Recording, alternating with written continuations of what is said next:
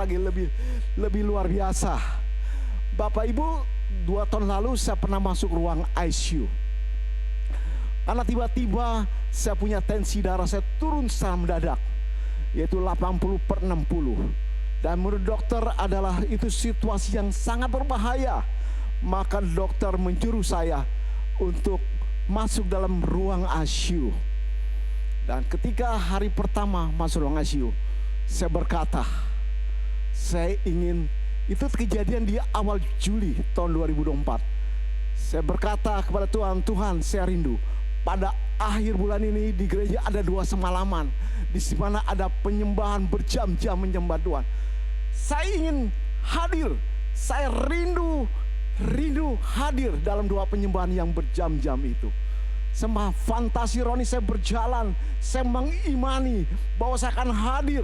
Walaupun hari itu adalah hari pertama saya masuk ruang ICU, karena kondisi yang cukup memprihatinkan. Tapi iman saya mampu membayangkan suatu kuasa yang dahsyat dalam kehidupan saya pribadi, bahwa pada akhir bulan saya bisa hadir di gereja, ikut doa semalaman bersama jemaat Tuhan, berjam-jam menyembah dan memuliakan Kristus Tuhan. Itu memperkuat iman saya bahwa penyembuhan akan terus terjadi, recovery dalam kehidupan saya terus akan mengalami percepatan, akselerasi daripada recovery saya semakin meningkat, karena saya terus membayangkan suatu karya Tuhan yang luar biasa dalam kehidupan saya. Dan itu terbukti Tuhan nyatakan di akhir bulan saya bisa ikut doa semalam.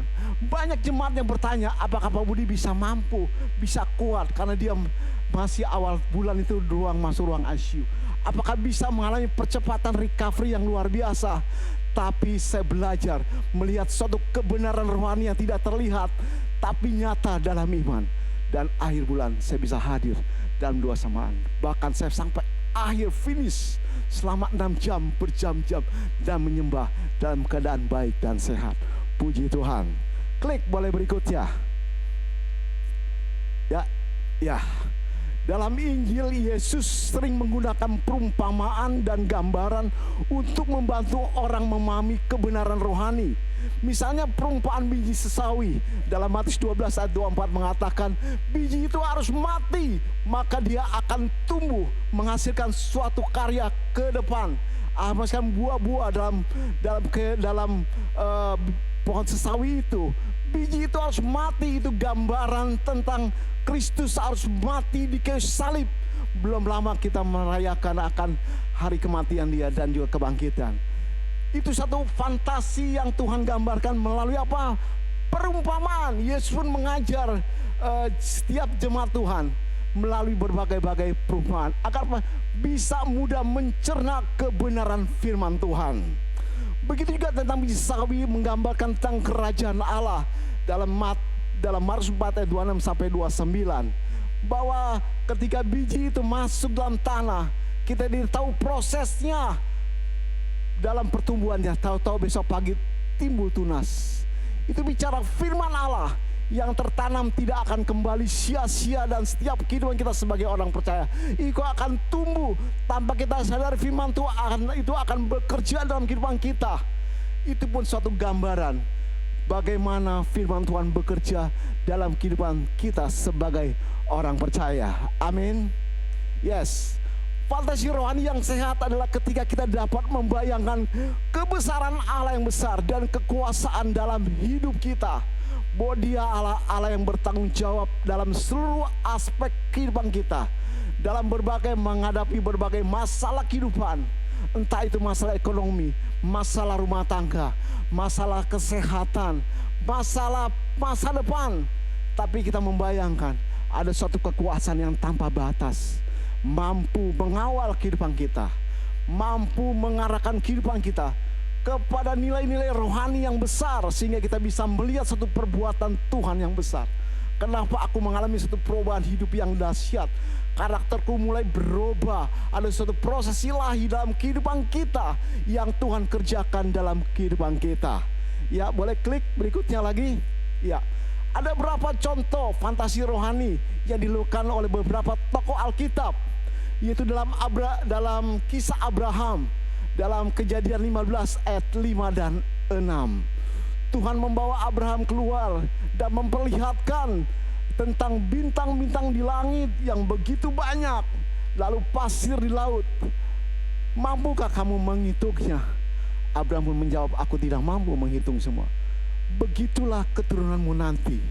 Itu bicara tentang ke depan, sesuatu yang tidak nampak pada saat itu. Tapi Tuhan mengajak Abraham membayangkan suatu fantasi rohani yang sehat, dan akhirnya itu jadi suatu kebenaran.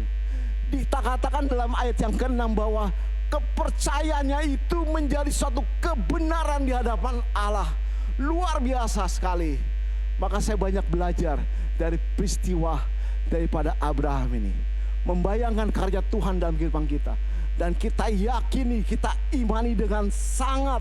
Dan sampai Tuhan kita kejar terus, sampai Tuhan mengatakan hal itu kuanggap sebagai kebenaran. Luar biasa. Ini suatu pelajaran rohani yang sangat dalam bagi kita semua, sehingga kita dapat melihat karya Tuhan dalam kehidupan kita. Aku mampu dirubah oleh Tuhan.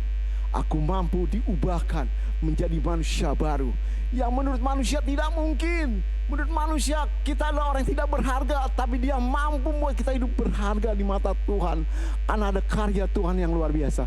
Dimulai dari apa? Kita membayangkan suatu perubahan hidup kita. Aku mau berubah. Aku mau apa? Diubahkan menjadi manusia baru. Aku diubahkan menjadi sebagai orang yang pribadi yang mirip dengan Kristus. Maka Kristus mengatakan, biarlah kita dalam Kristus mengatakan dalam Roma mengatakan bahwa kita telah ditetapkan dari semula untuk serupa dan segambar. Untuk serupa, ada satu fantasi ke depan yang harus kita capai untuk serupa dan segambar dengan Kristus. Secara manusia tidak mungkin, tapi Roh Kuduslah yang akan bekerja dalam kehidupan, sehingga memproses kehidupan kita. Apa yang kita bayangkan ke depan itu menjadi fakta kebenaran ketika kita mengimani akan karya Roh Kudus dalam kehidupan kita. Sehingga satu hari kelak kita berkata, kok aku mengalami perubahan lah, kok aku mengalami satu perubahan hidup, karakterku mulai diubahkan, aku mulai belajar mengasihi istri dengan baik, mengasihi anak dengan baik. Tanpa kita sadari, seperti biji sesawi yang tertanam mati di dalam tanah, besok timbul. Demikian juga iman kita. Kita percaya ada karya Tuhan dalam kehidupan kita. Dimulai dari apa? Dari fantasi rohani yang sehat. Begituan Musa, ketika Musa diperintahkan untuk membawa umatnya dari tanah perbudakan menuju tanah Kanaan, tanah perjanjian. Secara manusia dia tidak mungkin, aku tidak pandai bicara. Ya, tapi Tuhan yang memampukan. Dan Musa belajar apa? Melihat suatu bangsa yang besar harus keluar dari tanah perbudakan menuju satu tanah perjanjian. Dimulai dari apa? Fantasi. Dia membayangkan apakah itu memungkinkan, dan Tuhan menyertai. Dan itu terbukti. Akhirnya Tuhan mampukan membawa bangsa yang besar ini keluar dari tanah perbudakan menuju tanah perjanjian. Begitu kan Petrus dalam Kisah 10 ayat 9 sampai 16, ya, tentang makanan yang haram dan tidak haram. Tuhan bilang apa yang dianggap haram oleh manusia, tapi apa yang dianggap halal oleh Allah, kamu lakukan.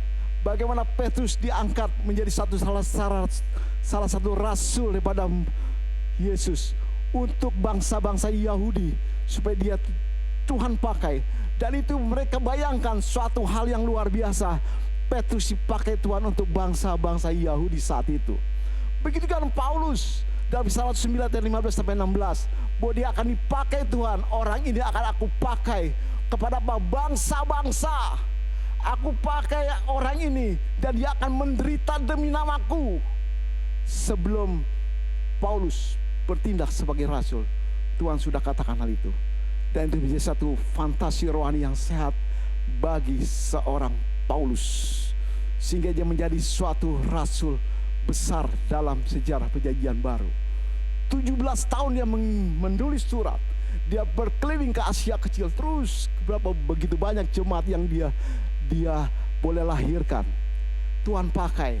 Dimulai satu gambaran rohani bagi Paulus, dan dia imani sampai dia berkata, hidupku bukannya aku lagi. Ada satu tekad yang luar biasa. Dia imani bahwa segala kuasa ada dalam dia, bahwa roh yang ada padaku dan roh yang besar yang dapat mengalahkan segala sesuatu dari roh dalam dunia ini. Sehingga kemauan ilahi itu yang memampukan melahirkan kasih, kekuatan, dan damai sejahtera yang melampaui akal pikiran. Sehingga penderitaan apapun tidak dapat mengalahkanku. Kasih Kristus yang menguatkan, aku bisa bertahan sampai titik darah terakhir. Dikatakan Paulus memulai dengan fantasi rohani yang sehat. Imannya bertumbuh sehingga dia tidak takut menghadapi kematian. Bukan kita berani mati, tapi kita berani menghadapi kematian. Itu yang dialami daripada Paulus. Begitu tokoh Stefanus di tengah-tengah rajaman yang luar biasa. Kenapa dia terus bisa bertahan, tidak menyangkal Yesus? Ada satu gambaran kemuliaan, ada satu fantasi rohani yang sehat, sehingga dia begitu yakin satu hari kelak aku akan masuk satu tempat yang Tuhan janjikan. Sehingga dia tidak dapat melepas imannya, walaupun kematian, dinding kematian merenggut nyawa dia, dia tidak melepaskan daripada keimanan dia demi Yesus. Luar biasa. Suatu pelajaran rohani yang sangat dalam yang dapat saya petik dari peristiwa Stefanus ini. Klik berikutnya. Fantasi rohani yang sehat adalah ketika kita dapat membayangkan masa depan yang cerah dan penuh harapan. Karena kita tahu bahwa Allah memiliki rencana yang baik untuk kita. Maka itu tetap kita menjadi orang yang greget menghadapi masa depan.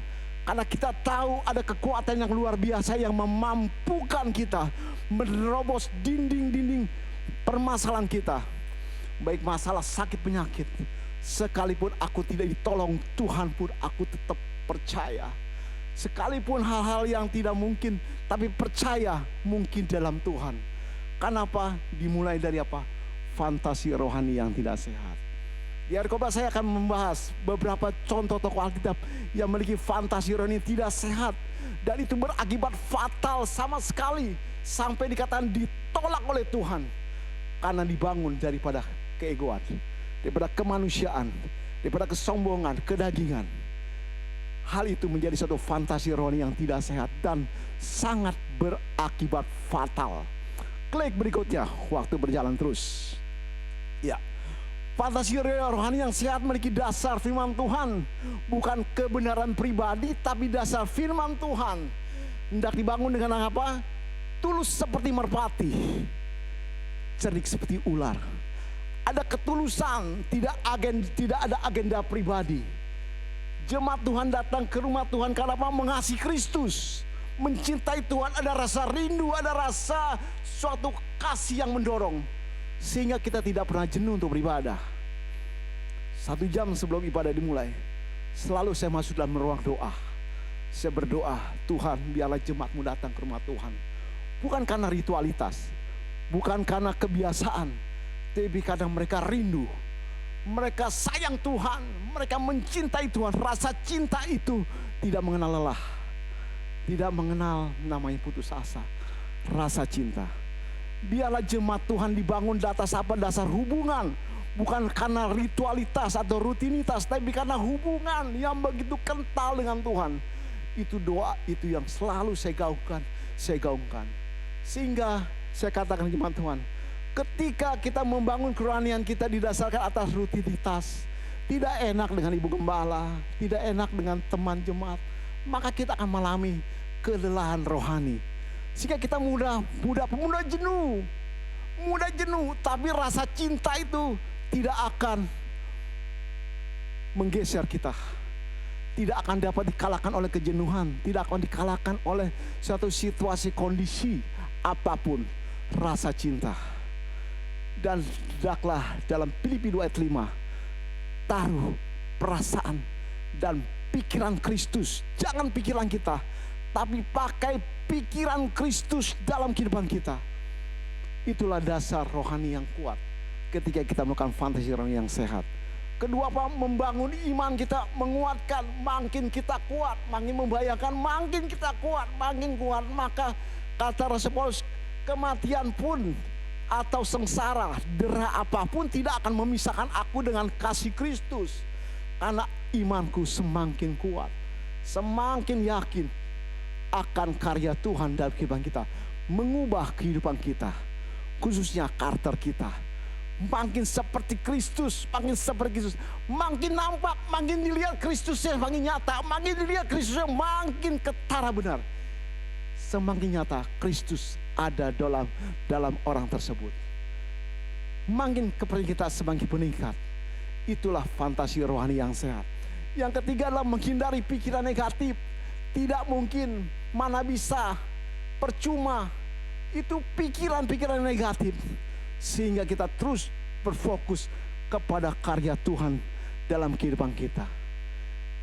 Mana ngapain kita ibadah, capek atau apa, tidak mungkin. Maka ketika memiliki fantasi rohani, kita terhindar dari pikiran-pikiran yang negatif. Kita terus menguatkan iman kita.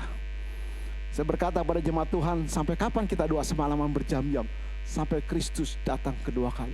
Saya mengajak jemaat berfantasi menyembah Tuhan berjam-jam sampai akhir zaman, sampai Kristus datang kedua kali. Saya mengajak terus supaya mereka jangan mudah dimakan oleh pikiran-pikiran yang negatif. Dan saya sangat bersyukur. Terus kita lakukan berdoa supaya kita membangun suatu perasaan dan pikiran Kristus dalam kehidupan kita melalui keintiman, makin intim, sehingga kita semakin peka apa maunya Roh Kudus dalam kehidupan kita. Kita sadar atau tidak sadar, apakah kehadiranku di rumah Tuhan menyenangkan hati Tuhan? Satu selera dengan Tuhan, satu pikiran dengan Tuhan, satu perasaan dengan Tuhan. Itu yang saya takuti dalam kehidupan pribadi saya sebagai hamba Tuhan.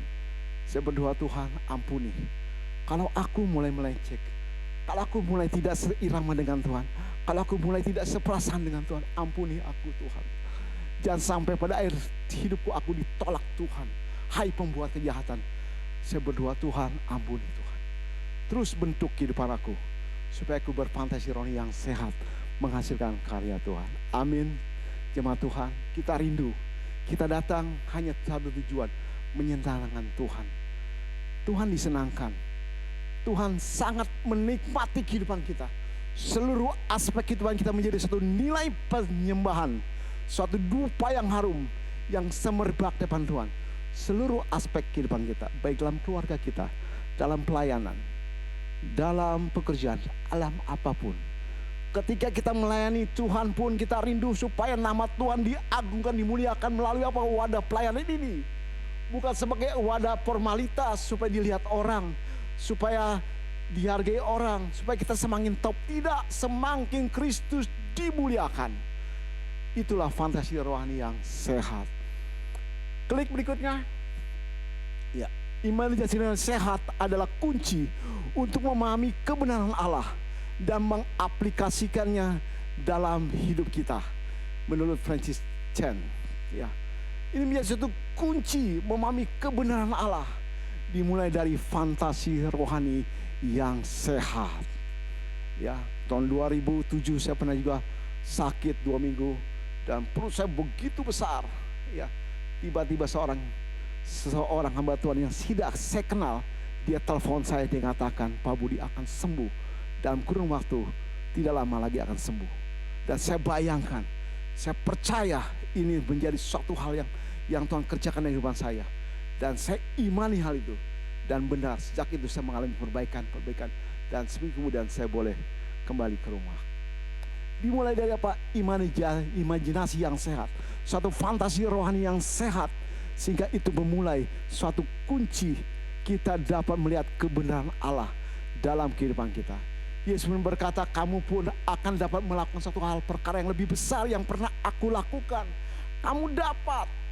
Yesus pernah berikan suatu perkataan yang luar biasa kepada kita semua orang-orang percaya. Maka kita harus bangga dengan karya Tuhan dalam kehidupan kita. Kita harus bangga dengan hadirnya Kristus dalam kehidupan kita, yang memampukan juga dapat melakukan suatu perkara yang besar, suatu perkara yang belum kita lihat, tapi kita mampu bayangkan suatu karya Tuhan dalam kehidupan kita. Amin. Yes, berikutnya Tuhan pernah mengecam fantasi rohani yang tidak sehat.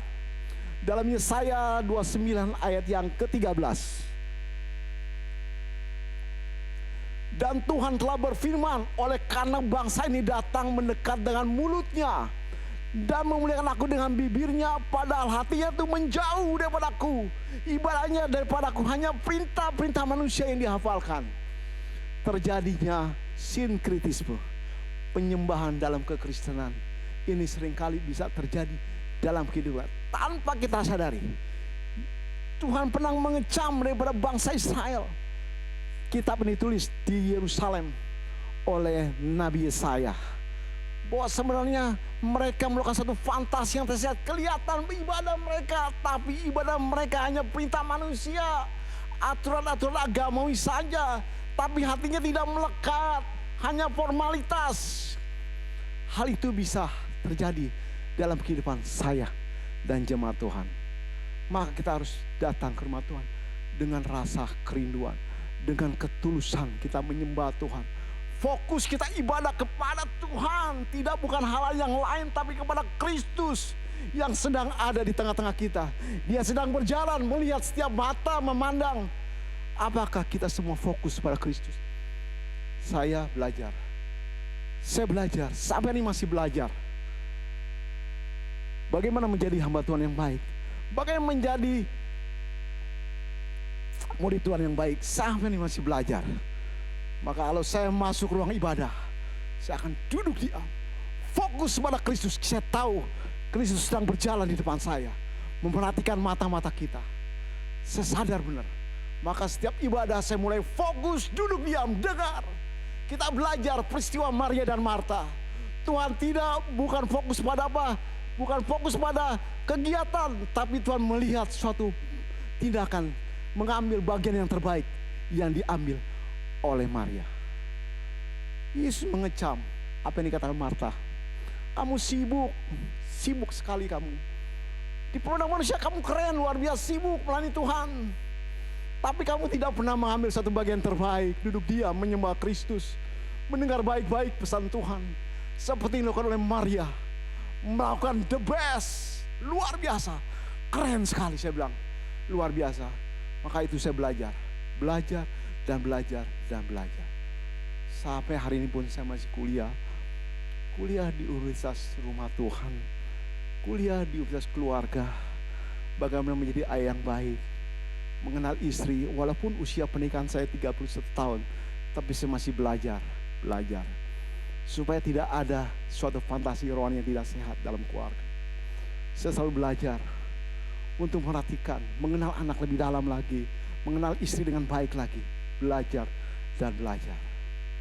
Jangan sampai terjadi pada peristiwa Yesaya menulis surat ini, hatinya menjauh, sekalipun fisiknya di rumah Tuhan, tapi pikirannya kemana-mana.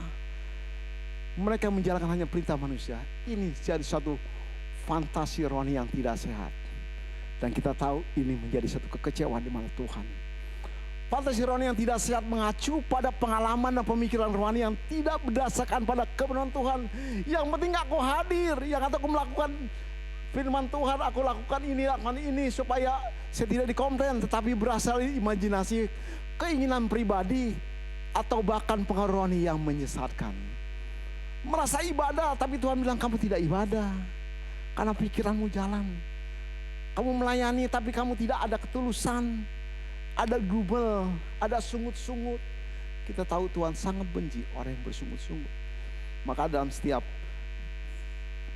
pertemuan para pengerja Tuhan, saya berharap semua melakukan dengan apa? Dengan sukacita, dengan nama saya tidak pernah memaksa seorang untuk melayani Tuhan. Kamu akan sia-sia ketika kamu melakukan dengan terpaksa. Tapi dengan tulus. Atas kemurahan Tuhan, saya dipercayakan mengembalakan 2 sidang di Jakarta. Ya, pagi di Gunung Sari, dua-duanya Jakarta Pusat, sore di Mangga 2. Saya selalu mengajak semua para pengerja Tuhan lakukan dengan ketulusan, dengan sukacita, jangan dengan beban, jangan dengan keterpaksaan, jangan. Nanti apa? Akan sia-sia. Kamu ditolak Tuhan, itu sangat menyakitkan hati.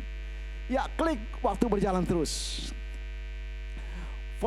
Fantasi rohani yang tidak sehat ini dapat diartikan sebagai keinginan untuk pengalaman spiritual yang spektakuler, mencari tanda-tanda ajaib di luar firman Tuhan dan mengandalkan pengalaman subjektif lebih daripada kebenaran objektif Allah, dan berusaha memaksa Allah bekerja sesuai imajinasi dan keinginan diri sendiri.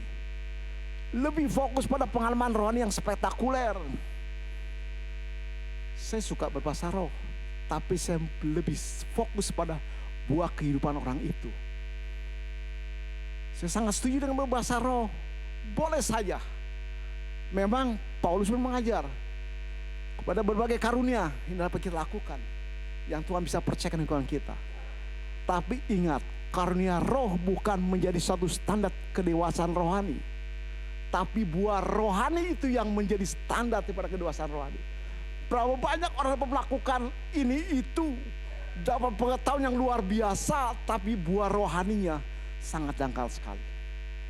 Seorang pengkhotbah besar di Jakarta, jam terbang pelayanan luar biasa, suatu hari dicela oleh anaknya sendiri, sampai berkata, "Papa, aku ingin bunuh diri. Aku merasakan Papa hadir di rumah, tapi aku tahu Bapak hadir, tapi aku tidak merasakan kehadiran Bapak." Kehilangan sosok ayah, fatherless. Kelihatan hebat, keren di depan jemaat, pelayanannya luar biasa, membanggakan. Tapi di depan anak sendiri, sampai anaknya ingin bunuh diri. Lupa perannya.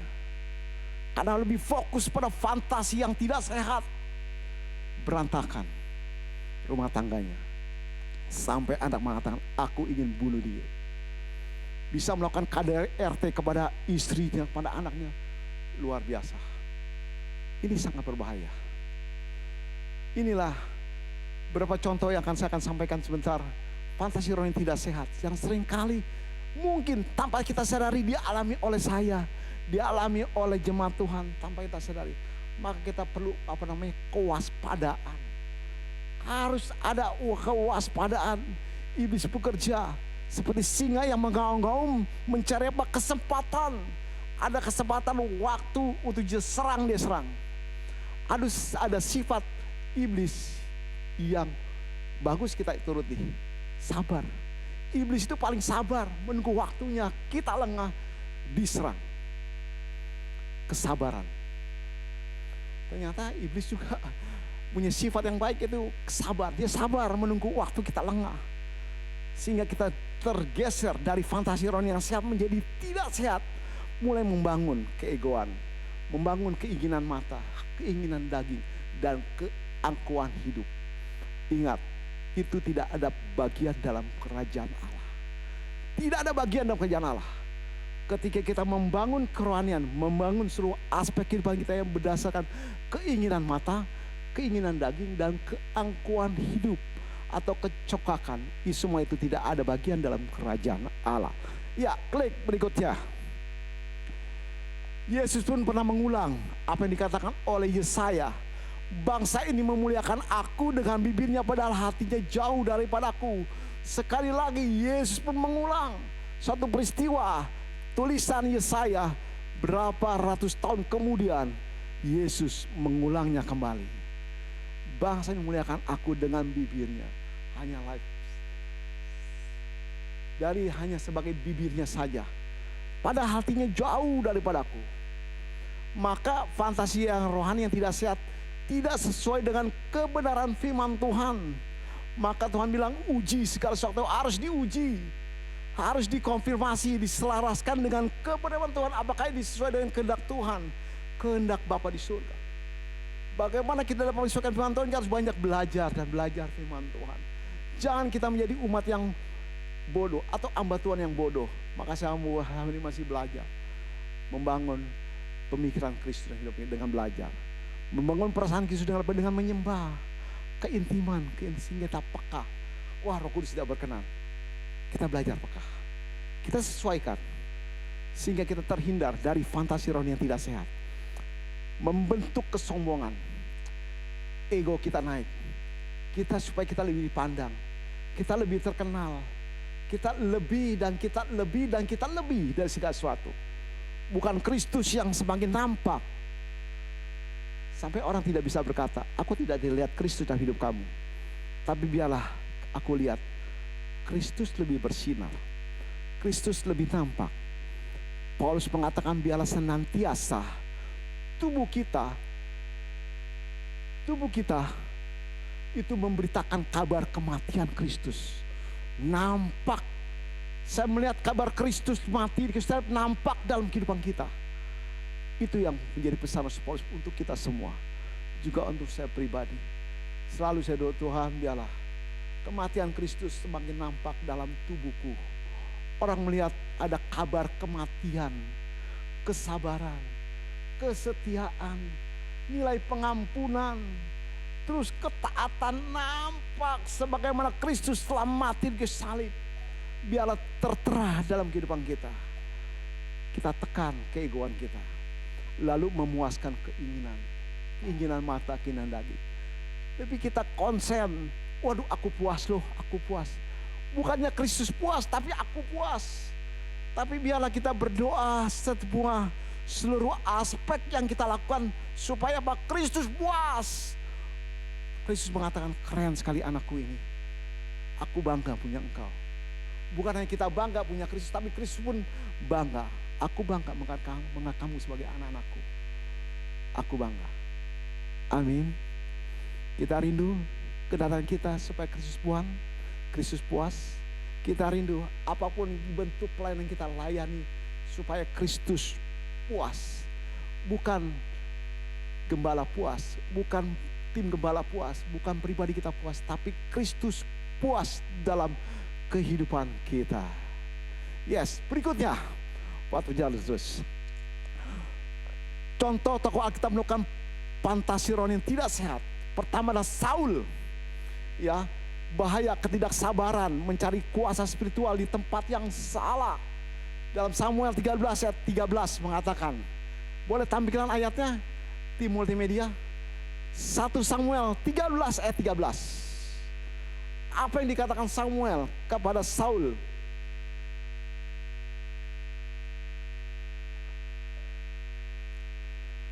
Bisa saya bacakan. Ya. 1 Samuel.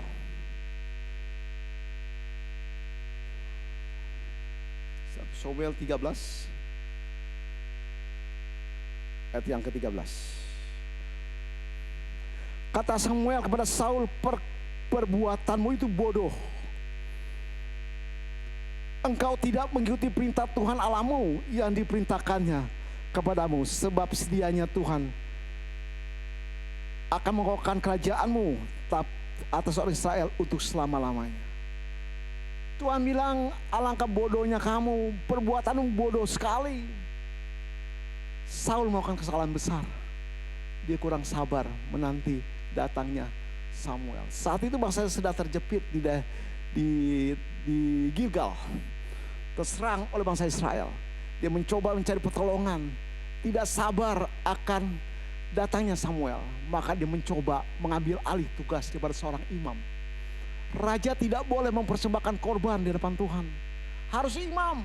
Dia mencoba merebutnya. Aku juga bisa, aku bisa kok, aku bisa. Egonya timbul. Kita lihat ketidaksabaran itu berakhir fatal. Tadinya Tuhan ingin mengokohkan kerajaan Israel untuk kau pimpin terus, tapi kamu bersikap congkak. Ego kamu tidak ada ketaatan. Sangkanya kamu itu layak mempersembahkan. Kamu bukan imam, kamu raja. Bukan tugasmu, tapi kamu mengambil alih. Mulai berpatih tidak sehat, supaya aku makin top, makin keren di hadapan bangsa Israel. Tapi disitulah Tuhan jatuhkan. Aku angkat rohku darimu. Sejak itu dia mulai dicopot daripada jabatan daripada Raja Israel. Maka ini satu pelajaran yang berarti bagi saya dan juga jemaat Tuhan. Sebagai umat Tuhan, biar kita sabar. Yakinlah Dia yang berdaulat dalam kehidupan kita. Seluruh aspek hidup kita adalah milik Tuhan. Kita adalah property of God. Kita adalah milik Tuhan. Maka dia akan bertanggung jawab atas kita seluruh aspek kehidupan kita. Amin. Yes, yang kedua adalah perkataan Yesus yang mengerikan, ngeri sekali. Termasuk saya pun ngeri sekali perkataan ini. Dalam Matius 7:23 ayat sebelum mengatakan, banyak orang berkata, Tuhan, Tuhan, aku telah melakukan ini, itu, mengusir setan demi namamu, dapat menyembuhkan ini, dapat melakukan satu perkara besar. Kelihatannya keren di mata manusia, tapi di mana Tuhan tidak.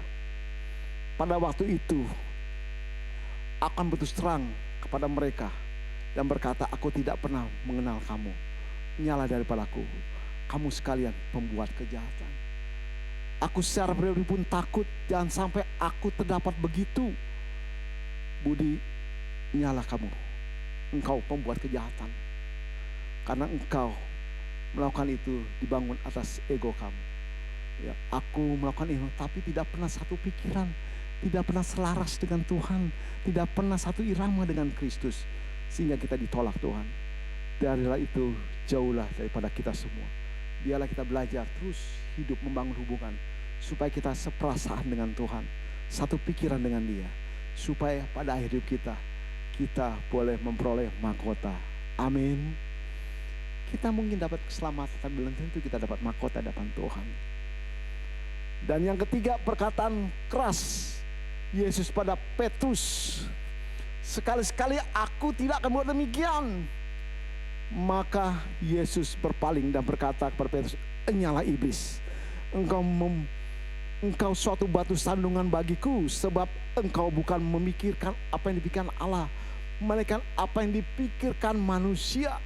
Yesus tidak butuh pembelaan manusia, tapi Petrus berupaya untuk menjadi pahlawan kesiangan. Aku sekali-sekali pun tidak, sekalipun mereka meninggalkan api, aku tidak. Itu peristiwa sebelum ke Taman Getsemani. Dia berkata demikian. Tapi Yesus berkata, enyalah iblis. Mungkin itu pun akan terjadi dalam hidup saya. Aku takut dikatakan oleh Tuhan mengatakan, enyalah Budi, karena kamu tidak pernah memikirkan apa yang Allah pikirkan, tapi melainkan apa yang dipikirkan manusia. Aku takut, maka aku terus membina hubungan, terus belajar firman Tuhan, dituntun Roh Kudus terus, supaya kita satu pikiran, satu perasaan dengan Dia. Jangan sampai kita dikatakan, enyalah engkau, pergi kau jauh. Tapi biarlah, mari hambaku yang setia, mari umatku yang setia, masuk dalam pesta anak domba. Amin. Kita rindu, kita semua akan masuk dalam pesta itu, layak memperoleh perkenanan hati Bapa. Maka tidak sia-sia perjalanan spiritual kita. Klik. Ya. Bagaimana mengantisipasi patisronia tidak sehat? Pertama apa? Konfirmasi dengan firman Tuhan sebagai otoritas yang tertinggi, bukan kebenaran pribadi sekali lagi, tapi dengan firman Tuhan. Bagaimana kita dapat konfirmasi dengan firman Tuhan? Kalau kita tidak pernah belajar firman Tuhan, kita harus banyak belajar, terus belajar. Jangan pernah kita stop belajar, kecuali kita sudah berpulang ke rumah Bapa. Selama kita hidup kita harus belajar. Seorang ayah harus belajar how to be good father. Sebagai ibu kita belajar bagaimana menjadi seorang ibu yang baik, dapat membawa keluarga kepada Tuhan. Yang kedua, janganlah kita fokus pada gejalanya, tapi kita lihat pada buah kehidupan rohani kita. Dengan kita banyak melakukan kegiatan apapun untuk Tuhan, untuk manusia, tapi tidak membuahkan hasil yang baik, buah-buah kehidupan, tidak ada buah rohani yang keluar dari kehidupan kita, maka itu kita mulai melakukan fantasi yang tidak sehat. Buah lagi, karena dari buahlah kita mengenal Dia. Dari buah kehidupanlah kita mengenal Dia. Apakah Roh Kudus itu berekspresi hidup kita, menghasilkan buah-buah kehidupan kita? Buahnya lagi dilihat. Apakah ada buah kehidupan yang dapat dinikmati oleh yang lain? Karena filosofi buah adalah selalu dapat dinikmati bukan oleh buahnya itu atau pohon itu sendiri, tapi oleh orang lain. Amin. Buah kehidupan itu harus dinikmati oleh orang lain, terutama oleh keluarga kita. Saya menikmati buah kehidupan ayahku, ibuku, anakku. Mereka sangat menikmati buah kehidupan kita, sehingga orang bisa berkata, istri berkata, suamiku sabar, istriku mempunyai hikmat Tuhan. Anak bisa berkata, aku bangga Aku ingin seperti dia. Aku bangga. Kenapa? Melihat suatu buah kehidupan yang ada di kehidupan kita masing-masing. Ketigalah berpusat pada Kristus, bukan pada pengalaman spektakuler supaya semakin terkenal, tapi fokusnya kepada Kristus. Ujung-ujungnya Kristus dimuliakan, ujung-ujungnya Kristus dibanggakan. Kristus keren sekali. Kristus semakin diagungkan melalui perbuatan apa yang kita lakukan dalam kehidupan kita. Amin. Yang terakhirlah pengawasan dari komunitas yang dewasa rohani. Perlu pengawasan.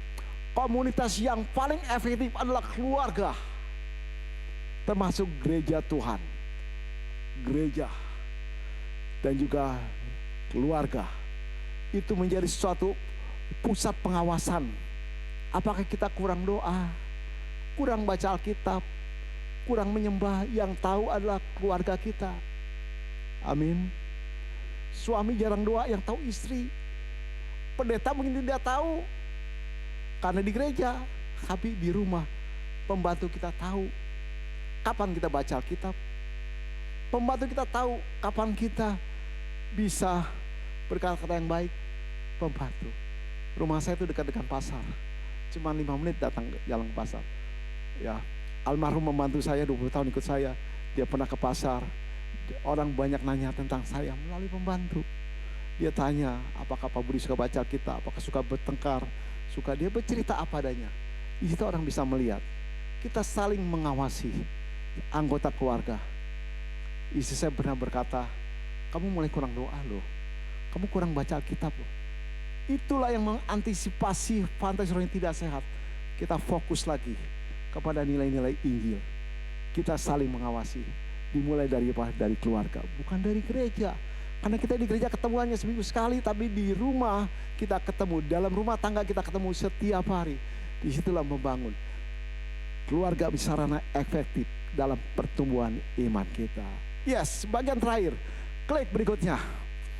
Jadi fantasi rohani yang sehat menurut Injil adalah kemampuan untuk membayangkan dan memahami kebenaran rohani dan membiarkan iman kita dibentuk oleh kebenaran itu sendiri. Sampai berkata, aku anggap sebagai kebenaran. Itulah ucapan Tuhan kepada Abraham. Kepercayaanmu menjadi satu kebenaran di hadapan Tuhan. Capai kita semua. Kepercayaan kita dianggap satu kebenaran di hadapan Allah. Karena kita berserah kepada Tuhan. Percaya kepada Dia dengan sungguh-sungguh, dengan sepenuh hati. Fantasi roh yang sehat juga melibatkan kemampuan untuk membayangkan diri kita sebagai anak-anak Allah yang dipenuhi dengan kasih dan kuasa-Nya. Ini termasuk membayangkan hidup kita sebagai sebuah perjalanan spiritual, di mana kita dipandu oleh Roh Kudus dan dibentuk menjadi serupa dengan Kristus. Roh Kuduslah sebagai navigator kehidupan kita. Dia yang mengarahkan, Dia yang membimbing kita, Dia yang menegur. Hal itu bisa terjadi ketika kita intim dengan Dia. Karena Dialah pribadi Allah sendiri. Dia memiliki perasaan, Dia memiliki kehendak, Dia memiliki satu rencana dalam kehidupan kita. Amin. Mari kita sama-sama peka kepada Tuhan, sehingga makin hari makin kita serupa dan segambar dengan Kristus. Amin. Terus berkati. Yuk kita bagi berdiri, kita akan sebuah lagu. Tuhan, ku mau menyenangkanmu. Boleh dibantu singer dan well. Tuhan, ku mau menyenangkanmu. Boleh tim multimedia tampilkan lagunya.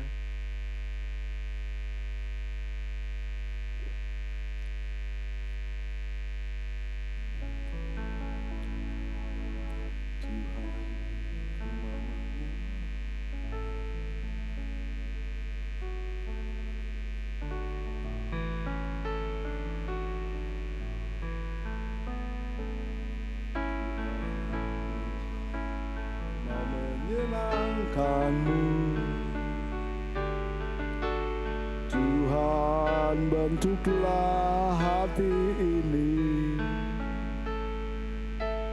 jadi bencana untuk hormat-Mu, dengan bagai emas murni. Kita ulang sekali lagi. Tuhan, aku mau menyenangkan-Mu. Tuhan, bentuklah hati ini jadi bencana untuk hormat-Mu. Cemerlang bagi emas murni, menyenangkan-Mu, menyenangkan-Mu, senangkan-Mu. Hanya itu kerinduanku, menyenangkan-Mu, senangkan hatiku. Hanya itu kerinduanku, menyenangkan-Mu, menyenangkan-Mu, senangkan-Mu. Hanya itu kerinduanku, menyenangkan-Mu, senangkan hatimu. Hanya itu kerinduanku, hanya itu kerinduanku, hanya itu kerinduanku, hanya itu kerinduanku Tuhan.